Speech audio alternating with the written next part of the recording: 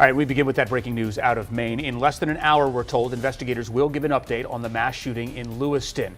This is a live look on the ground right now where you see a heavy police presence. There's also going to be a press conference at City Hall. Right now, the suspect is still at large. The search for the alleged killer growing more desperate by the hour. Several law enforcement agencies and the entire community still on edge there. The man at the center of this investigation is 40-year-old Robert Card. Police say Card killed 18 people and wounded 13 others at a bowling alley and a bar Wednesday. But tonight we have new information on the investigation and clues that authorities are using to track down Card. Good evening and thank you for joining us tonight. I'm Simone D'Alba. I'm Adam Longo. We have team coverage of the manhunt in Maine. Our Matthew Torres is there in Maine sharing the stories of victims and their connections to the DMV. But we'll start this hour with WSN9 anchor Larry Miller for the latest on the investigation. So Larry, bring us up to speed here. All right, guys. Well, good evening to you. We are on standby for a news conference that will begin at 5 o'clock this evening, about an hour from now. We should get new information on the search effort to track down Robert Card. We've been monitoring the manhunt throughout the day, a search effort that's being conducted by air, land, and water. Law enforcement officials in Maine expanding their shelter-in-place orders beyond the town of Lewiston as they continue hunting for mass shooting suspect Robert Card. Police say divers will be searching the water near the dock where Card's vehicle was located. The river is a big piece of this. The car was located there. Evidence is located in the vehicle or right there along the shores of the Androscoggin River. On Thursday, SWAT teams, K-9s, and helicopters scoured Card's hometown of Bowdoin, even honing in on one home in particular, but came up empty. Card, an Army reservist, allegedly opened fire inside a bowling alley and restaurant in Lewiston Wednesday night, using a semi-automatic assault rifle with an extended magazine and a scope. Every one of those rounds that got fired need to be investigated. Every one of those cartridges that lays on the ground needs to be collected. Despite recent mental health issues, including a temporary hold at a facility over the summer, federal law would not have kept Card from obtaining a firearm. Arthur Strout was at Sheminsky's Bar and Grill Wednesday night playing pool with his father, but stayed behind. He and his wife, Christy, were raising a family together. He was a good guy, and he was family-oriented, and he always took care of us. Ben Sharoy, a resident of Lewiston, says before the massacre, he always felt safe in this area. Cherish your loved ones while they're here, because it could happen, I guess, anywhere. More people were murdered in Lewiston Wednesday night than in the last 15 years combined. Sources also tell CBS News that officials are investigating whether Card was targeting a current or former girlfriend.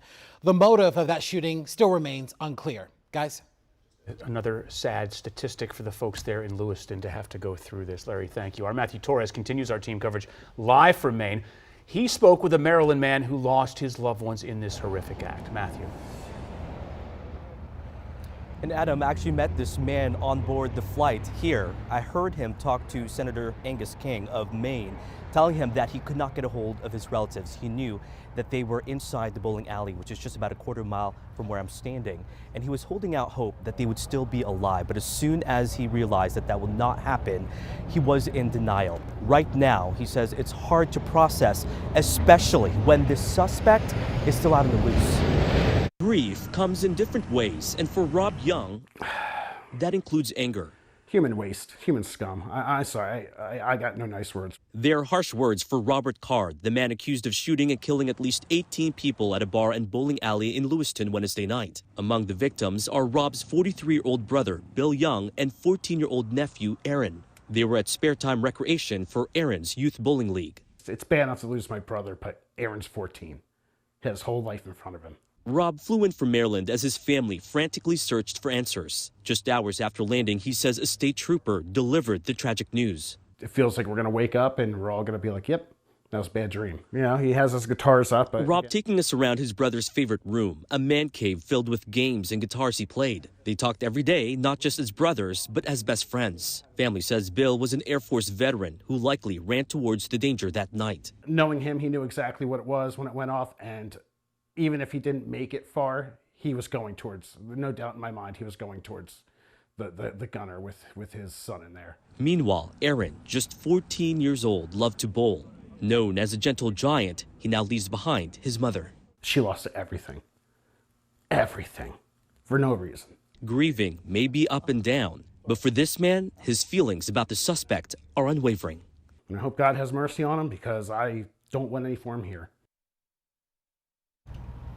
And he tells me that more of the family members are coming here today so they can support one another.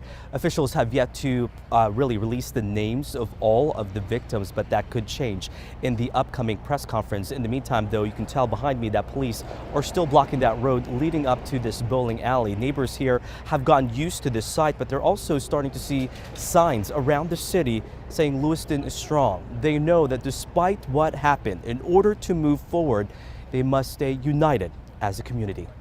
Reporting live in Lewiston, Maine, I'm Matthew Torres, WUSA 9. And I'm sure that they will, but the path forward, Matthew, for the next hours and days, it's going to be extremely tough, certainly on that mom and on the entire family of that man you talked to. Matthew Torres, thank you.